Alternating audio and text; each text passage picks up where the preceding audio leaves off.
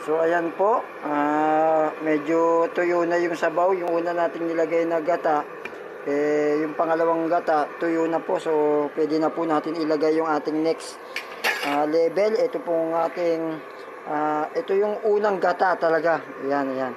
Bubuhos na po natin siya para magwapak-wapak na. Ayan. Tignan natin kung papatok ba yung luto ni vlogger sa masa. Tignan natin si vlogger kung sa pagbablog lang ba mano o pagluluto. Ayan. So ayan, siyempre maya-maya po maglalagay na tayo ng Maggi Magic Sarap, no, sa ating pampalasa.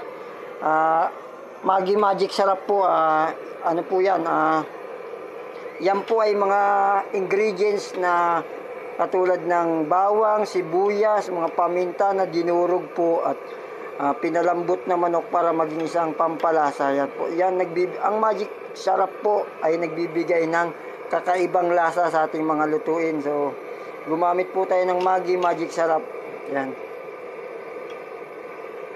Para sumarap yung ating mga lutuin. Yan.